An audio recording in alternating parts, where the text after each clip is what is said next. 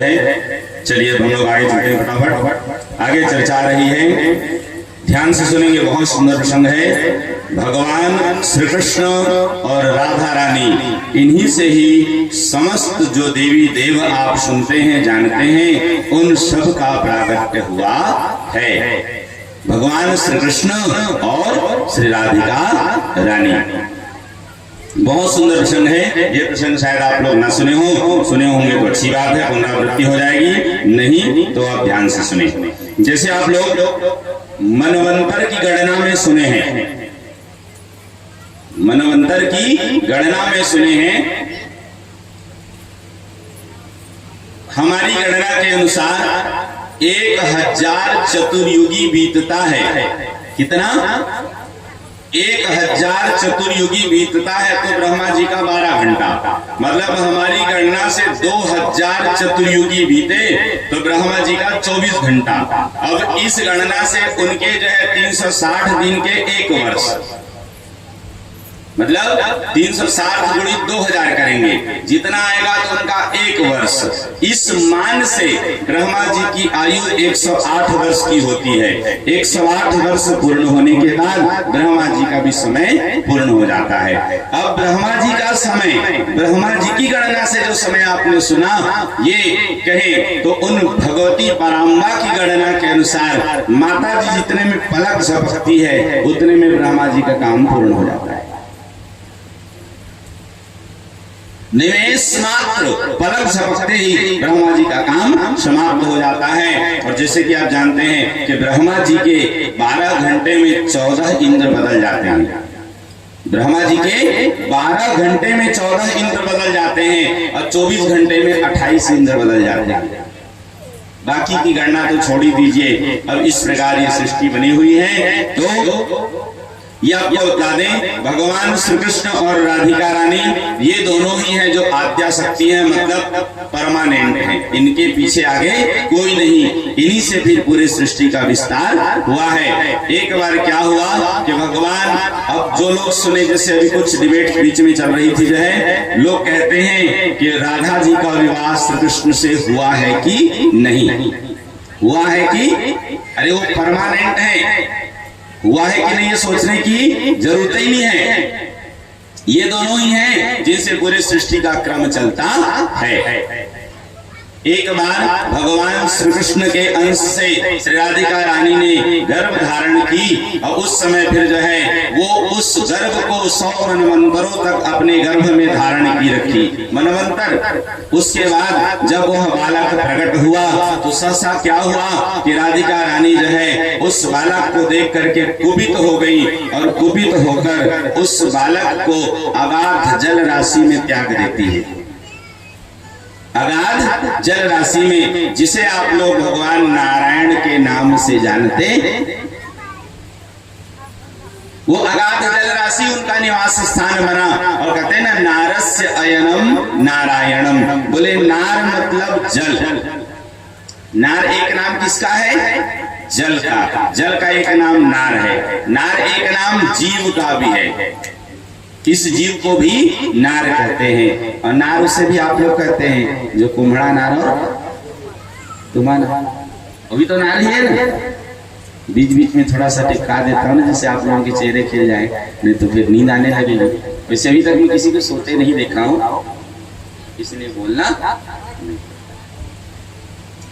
तो नार एक नाम जल का है जहाँ भगवान निवास करते हैं। आज उधर अंधेरा कैसे है? अभी भी तो लाउड स्पीकर कैसे बज रहे?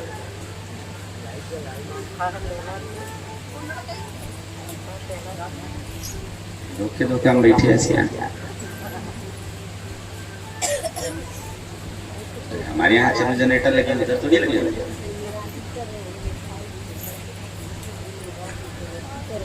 ये ऐसा हो सकता है कि केवल अपने यहाँ का गुण।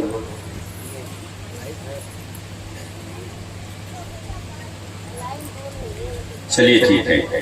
तो अगाध जल राशि में जो उस बालक को राधा रानी त्याग देती है, तो यही पे भगवान शाप दिए हैं।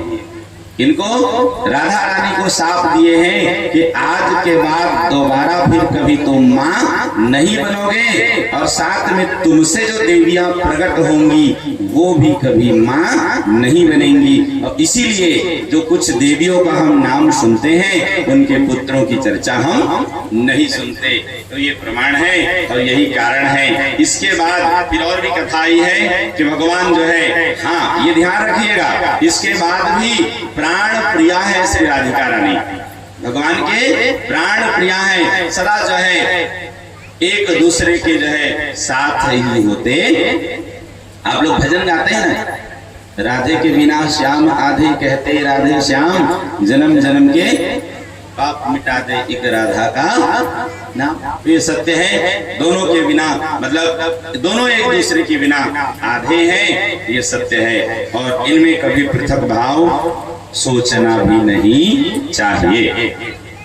इसके बाद फिर जो है आगे चर्चा में सुन लीजिए, इन्हीं से फिर मतलब जो राधा रानी और श्री कृष्ण थे, इन्हीं से क्या हुआ कि फिर भगवान श्री कृष्ण से ही उनके एक अंग से जो है रुद्र प्रकट हुए और एक अंग में भगवान वैसे के वैसे रहे। उसके बाद फिर जो है राधा के अंग से प्रकट हुई ये जो देवियां प्रकट हुई हैं, कमला राधिका रानी के, ठीक है, दो रूप में बटी हैं। और उसके बाद आगे जो बढ़ता गया है और बढ़ते बढ़ते यही सब फिर देवियां प्रकट हुई हैं। जड़ यही दोनों हैं, भगवान श्री कृष्ण और राधिका रानी। परिपूर्णतम श्री कृष्ण और चिन्मयी राधा से प्रकट विराट रूप बालक का वर्णन। तिस्रः कोट्या सुराणांच संख्या सर्वत्र पुत्रक दिगिसास्यैव दिक्पाला नक्षत्राणि ग्रहादय। इसके बाद आप लोग जो 33 करोड़ देवी देव जो सुनते हैं ना, वे सब इन्हीं दोनों से प्रकट हुए हैं। मतलब जो देव सर्ग की कथा आती है वे सब इन्हीं दोनों से उपलब्ध। अब आगे जो है इधर माता सरस्वती की पूजा आदि की चर्चा है, तो ज्यादा इस विषय पर चर्चा नहीं करेंगे। आगे माता सरस्वती की स्तुति प्रकट होने पर उसके बाद फिर जो है लक्ष्मी सरस्वती तथा गंगा का परस्पर शाप होना, ये कथा नाम रूप में बता रहे हैं। बच्चों का थोड़ा ध्यान रखें। लक्ष्मी सरस्वती तथा गंगा, ये तीनों भगवान विष्णु की पत्नियां हैं। लक्ष्मी सरस्वती तथा गंगा ये तीनों एक जगह निवास कर रही थी। एक बार क्या हुआ कि भगवान जो है विष्णु गंगा की ओर देख करके मुस्कुरा दिए।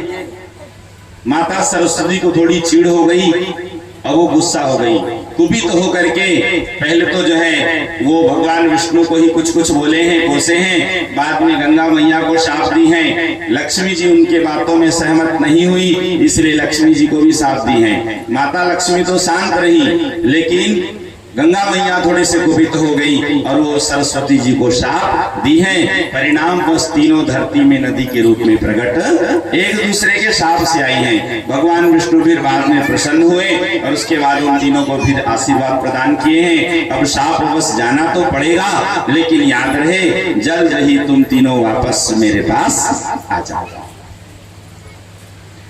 जल्दी आ जाओ। मतलब अब उसके विषय में चर्चा हो रही है, बता देते हैं। कलो रस सहस्राणी हर्ष त्यजति मेदिनी, ऐसा वर्णन आया है कि यहाँ देवी भागवत में 5000 वर्ष बताए गए हैं। मतलब कलयुग को जैसे ही 5000 वर्ष होंगे ना, तो गंगा मैया वापस लौट जाएंगे। आज जो दुर्दशा हम देख रहे हैं ना, उसका कारण यही है, जो मूल रूप में जो गंगा है अब वो नहीं। 5000 वर्ष बाद, कलयुग के 5000 वर्ष बाद गंगा मैया अपने धाम को लौट गई हैं। इसीलिए अभी गंगा जी की जो ये हम देख रहे हैं स्थिति ना, इसीलिए हुआ है। तो यहाँ पे वर्णन आया है और वैसे ही तीनों का हुआ है। भगवान तीनों पर कृपा किए और उसके बाद फिर जो है अब तीनों के तीनों प्रसन्न हुए हैं। यहाँ पे चर्चा हो रही है तो सुन लीजिए, अच्छी बात बता देते हैं। कुछ व्यवहारिक बातें हैं जो हमें सुननी चाहिए। इन्हीं प्रसंग में है ध्रुवं वेद विरुद्धासा न यते मंगल प्रदा श्री कुमच्च गृहे येषाम गृहिणाम श्री वशः पुमान। सब लोग ध्यान से सुने, ज्यादा समय नहीं लेंगे, समय हो जाएगा फिर कथा विश्राम कर देंगे। जिन गृहस्थों के घर में स्त्री पुरुष की भांति व्यवहार करे, जिन घर में स्त्री पुरुष व्यवहार करे, और जिस घर में पुरुष स्त्रीवत व्यवहार करे, कभी उस घर का कल्याण, ये देवी भागवत में लिखा हुआ है। अब आप लोग भी कहते हैं देखा हो के मरे भी आगे, पहले आप लोग समझ जाइए, मैं बात वाले को बोल दिया देखा घर में, पहले क्या है आप लोग एक दूसरे से पूछ लीजिएगा। लेकिन सच है, हमारे बड़े बुजुर्गों ने जो बातें कही है ना, कहते ना कहावतें होती बहुत छोटी है, कहावतें होती बहुत छोटी है लेकिन लिखी बहुत अनुभव के बाद जाती है, बहुत अनुभव के बाद। तो उन्होंने जो कहा है देख लीजिए, मैं इसलिए सारी बातें तुलनात्मक दृष्टि से बतलाता हूँ कि जो बातें हम कहते हैं वो पुराणोक्त भी है और वही बातें सामान्य व्यवहारिक जीवन में भी प्रयोग करते हैं। ये सत्य है। तो बतलाने का उद्देश्य सिर्फ इतना है कि जहां जिसकी आवश्यकता, जहां जिसकी विशेषता, वही व्यवहार होनी। सबका अपना अपना स्थान है, सबकी अपनी अपनी महिमा है, तो जहां जिसकी उपयोगिता वही उस चीज का प्रयोग होना चाहिए, अनावश्यक अनधिकृत न करें। अब इसके बाद फिर जो है आगे क्या होता है, पूर्व में भी आप लोगों को जैसे मैं गंगा जी की विशेषता बता चुका हूँ, तो आप सब भी स्मरण रखें, प्रतिदिन आपको गंगा गंगा नाम का स्मरण करना चाहिए। गंगा गंगे पियो ब्रूयात योजना नाम सतैरपि मुच्यते सर्व पापेभ्यो विष्णु लोकम सगच्छति। जो मनुष्य प्रतिदिन गंगा गंगा नाम का स्मरण करते हैं वे सब पापों से मुक्त हो जाते हैं और अंत में भगवत धाम की उन्हें प्राप्ति। ये सत्य है, मुच्यते सर्व पापेभ्यो विष्णु लोकम सगच्छति। वो भगवान विष्णु के लोक को जाते हैं और जो एक बार भगवान विष्णु के लोक को चले गए फिर उनकी दोबारा पुनरावृत्ति नहीं होती, ये सत्य है। यद गत्वा न निवर्तन्ते तद्धाम परमं मम न तद्भासयते सूर्यो न शशांको न पावकः यद गत्वा न निवर्तन्ते तद्धाम परमं मम। अब आगे चर्चा आ रही है पृथ्वी की उत्पत्ति का प्रसंग, ध्यान और पूजन का प्रकार तथा उनकी स्तुति। पृथ्वी की उत्पत्ति के विषय में आप लोग सुने हैं। सबसे पहले तो हम वहां से सुनते हैं कि पंच महाभूतों की प्रकृति है ना, पंच महाभूतों की प्रकटीकरण की कथा में हम लोग सुने हैं जल तत्व, अग्नि तत्व, वायु तत्व, पृथ्वी तत्व और आकाश तत्व जो है ये हम सब सुने हैं। इसके बाद हम आगे देखिए भगवान क्या कह रहे हैं, हे सुधे तुम सबको आश्रय देने वाली बनो, तुम मुनि मनु देवता सिद्ध और दानव आदि सभी के द्वारा भली भांति पूजित होकर सुख प्राप्त करोगी। अम्बुवाची योग को छोड़कर अन्य दिनों में गृहारंभ, गृह प्रवेश, बावली तथा सरोवर के निर्माण के समय पर, गृह तथा कृषि कार्य के अवसर पर देवता आदि सभी लोग मेरे वर के प्रभाव से तुम्हारी पूजा करेंगे और जो मूर्ख प्राणी तुम्हारी पूजा नहीं करेंगे वे नरक में जाएंगे। अब यहाँ पे माता पृथ्वी की चर्चा हो रही है, तो आप सब लोग ध्यान से सुने।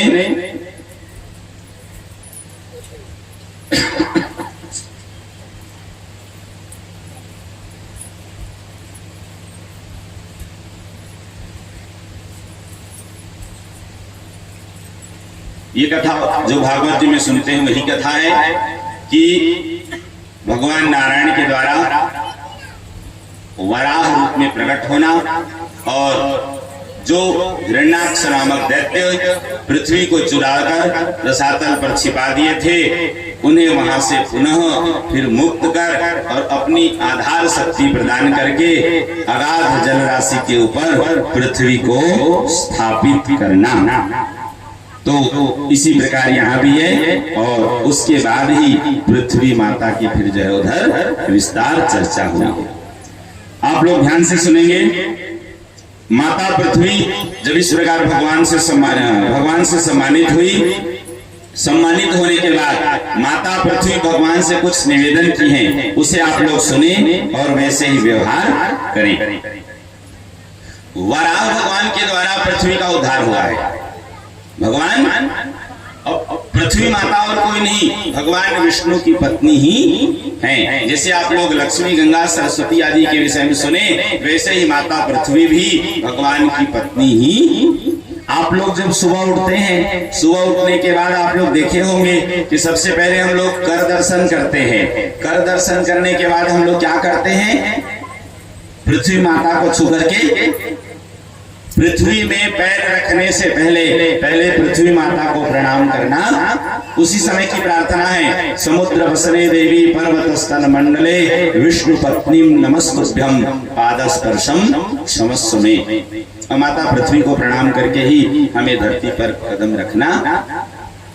चर्चा हो रही, एक और अच्छी बात बता देते हैं। सुबह आप लोग देखना, हमारी नासिका में 2 छिद्र है ना, अक्सर सुबह देखना एक छिद्र बंद रहेगा, एक चलता रहेगा। इसी को कहते हैं दाया स्वर और बाया स्वर। सुबह उठना, धरती में पैर रखने से पहले चेक करना कि कौन सा श्वास चल रहा है, दाया स्वर कि बाया स्वर। और जो स्वर चल रहा हो उसी पैर को पहले जमीन में रखना। दाया स्वर चल रहा है तो दाया स्वर, बाया स्वर चल रहा है तो ये नियम। ये सब साइंटिफिकली प्रूव्ड है, ये सामान्य चीजें नहीं है, मतलब शास्त्रीय दृष्टि से भी प्रमाणित है और वैज्ञानिक दृष्टि से भी प्रमाणित है। तो इन चीजों को सुने, समझे और आचरण में लाए। तो माता पृथ्वी जो है क्या कह रही है कि हे भगवान, आपकी आज्ञा के अनुसार मैं वाराही रूप से समस्त सावर जंगम में विश्व का लीला पूर्वक वहन करती हूँ। किंतु हे भगवान, आप यह सुन लीजिए कि मैं, इनको नोट करके रखना चाहिए, मोती, सीप, सालग्राम शिला, शिवलिंग, पार्वती विग्रह, शंख, दीप, यंत्र, माणिक्य, हीरा, यज्ञोपवीत, पुष्प, पुस्तक, तुलसी दल, जपमाला, पुष्पमाला, कर्पूर, सुवर्ण, गोरोचन, चंदन और सालग्राम का जल, इन वस्तुओं का वहन करने में सर्वथा असमर्थ हूँ, इससे मुझे क्लेश होता है। तो जितने नाम आप लोग सुने, इन चीजों को डायरेक्टली सीधे धरती पर नहीं रखना चाहिए, रखने से दोष पड़ता है। चर्चा हो उसी प्रश्न में बता देते हैं, जैसे माताओं को कभी दंडवत प्रणाम नहीं करना चाहिए, तो उसका भी एक कारण यही है, उससे पृथ्वी माता को जो है कष्ट होता है, इसलिए माताओं को दंडवत प्रणाम नहीं करना, पंचांग प्रणाम करना है, 5 अंगों से, दंडवत प्रणाम नहीं। ठीक है, तो इन चीजों को सुने और उसके बाद बराबर इसका जो है पालन करें। चलिए, अब चर्चा हो रही है, इसके बाद आगे आप लोग सुन लीजिए। पृथ्वी के प्रति हमें क्या क्या व्यवहार नहीं करने चाहिए। कौन से व्यवहार हैं जो पृथ्वी के प्रति हमें नहीं करना चाहिए, ये जरूरी जानना। हम लोग अनजाने में से ही बहुत गलती करते हैं। तो चर्चा हो रही है, देवी भागवत की कथा हो रही है, तो जानना जरूरी। भगवान कहते हैं, जो मनुष्य किसी ब्राह्मण को सब प्रकार की फसलों से संपन्न भूमि प्रदान करता है, जो मनुष्य किसी ब्राह्मण को सब प्रकार की फसलों से संपन्न भूमि प्रदान करता है, वह उस भूमि में विद्यमान धूल के कणों की संख्या के बराबर वर्षों तक भगवान विष्णु के लोक में निवास करता है।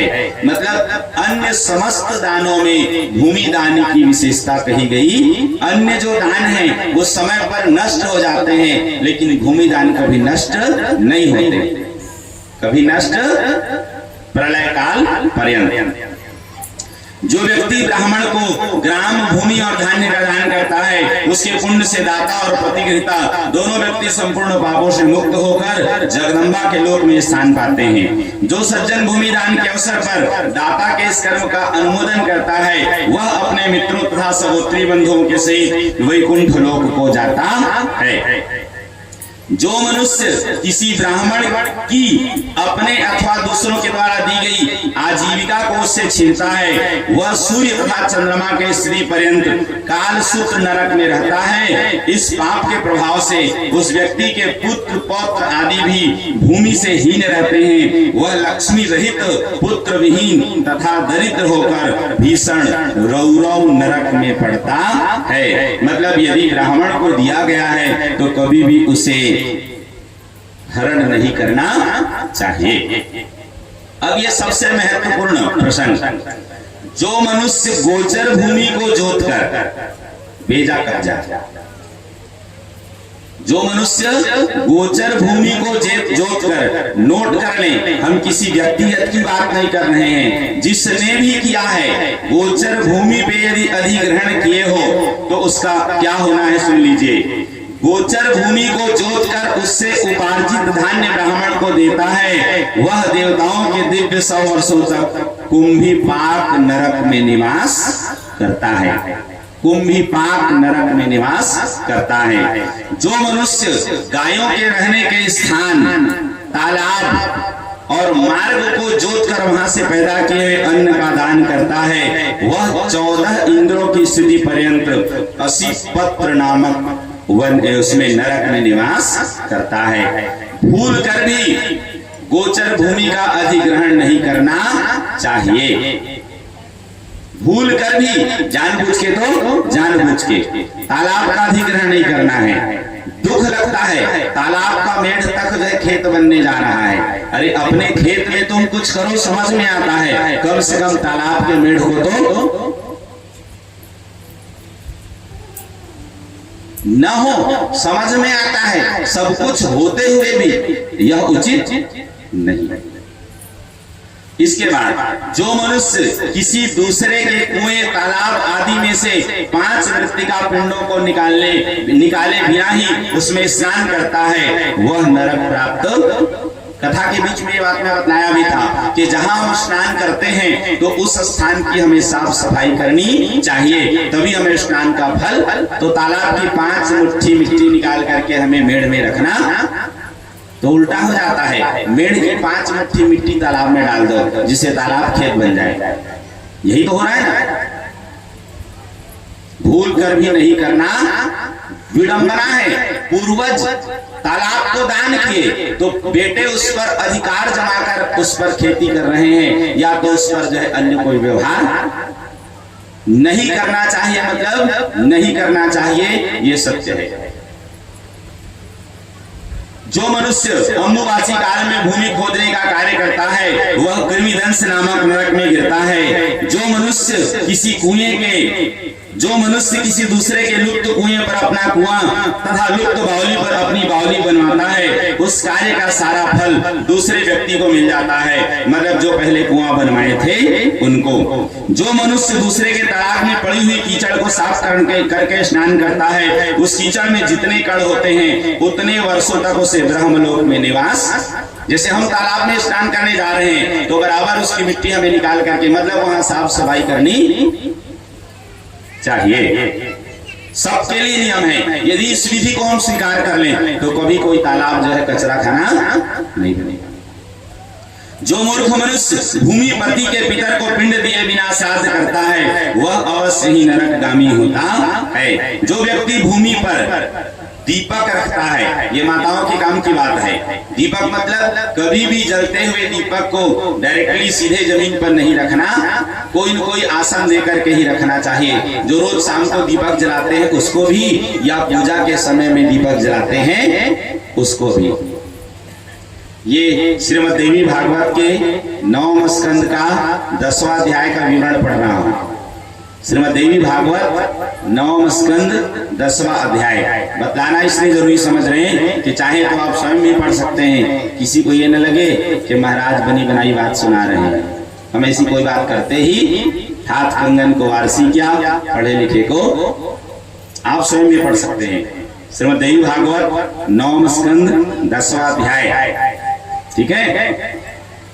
तो दीपक को जमीन पे नहीं रखना चाहिए, और जो ऐसा करता है वो 7 जन्मों तक अंधा रहता है। जो भूमि पर शंख रखता है उसे दूसरे जन्म में कुष्ठ रोग से ग्रसित होना पड़ता है। जो मनुष्य मोती, माणिक्य, हीरा, स्वर्ण तथा मणि 5 रत्नों को भूमि पर रखता है वह 7 जन्मों तक अंधा रहता है। जो मनुष्य शिवलिंग, भगवती शिवा की प्रतिमा तथा सालग्राम शिला भूमि पर रखता है वह 100 मनवंतर तक कृमि भक्ष नामक नरक में वास करता है।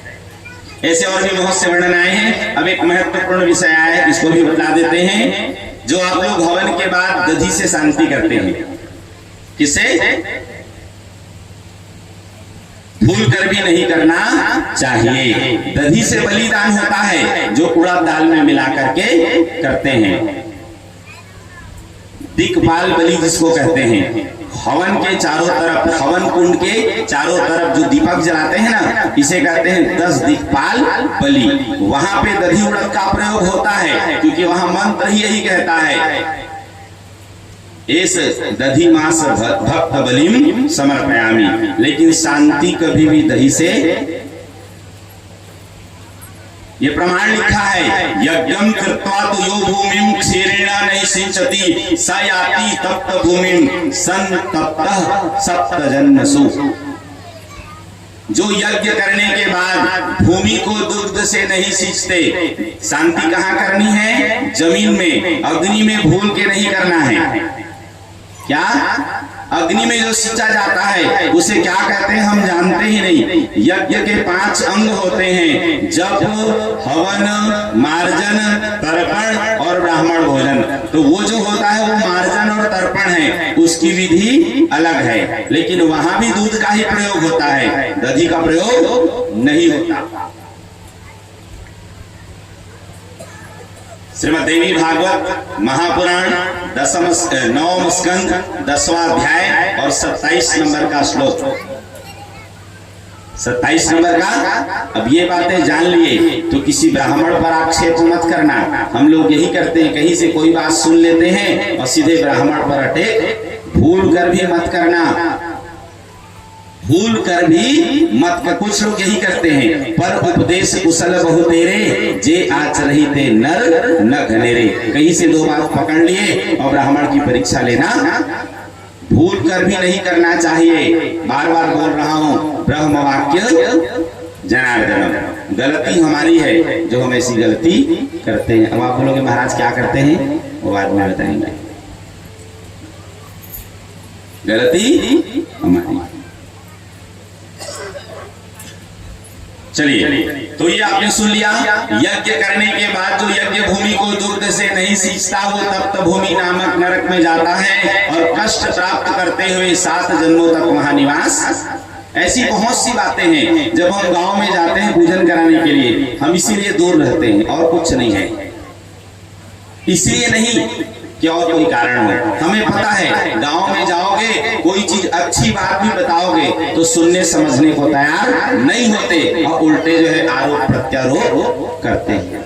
ये बतलाओ, हमें आपसे कोई कबीरा खड़ा बाजार में सबकी मांगे खैर, न काहू से दोस्ती न काहू से, क्या हमें आपसे कोई दुश्मनी है जो हम आपसे कोई दुर्व्यवहार करेंगे?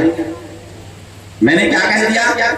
यदि कोई भी कार्य अच्छा होता है तो सबसे पहले फल आचार्य को मिलता है। कोई भी काम कहीं भी हो तो सबसे पहले फल आचार्य को मिलता है, और गलत होगा तो भी पहले आचार्य को ही भोगना। बात समझ आ रही? इसीलिए हम स्ट्रिक्टली कोई काम नहीं तो नहीं मना कर देते हैं। ये काम नहीं होना चाहिए तो अरे नहीं जानते थे तो जैसे पाते थे वैसे करते थे, अब जान गए तो छत्तीसगढ़ी में कहावत है, आंखें में देख के मार्ची। सही है भाई, नहीं जानते थे तो जैसे बड़े बुजुर्गों से देखे करते आए कराते आए, लेकिन अब जानबूझ करके पढ़ लिए देवी भागवत, उसके बाद भी गलती करेंगे तो कभी क्षमा। इसलिए धीरे धीरे सुधार चाहते हैं और आप सबसे भी यही उम्मीद करते हैं, बाकी आप सबकी मर्जी। अब जैसे चर्चा हो रही तो बतला दूं, इसीलिए हम कोई भी काम पूरी निष्ठा से करते हैं। जैसे यहाँ आप देखे थे सूर्य जी में बोल दिया बच्चों को शांत कराएं।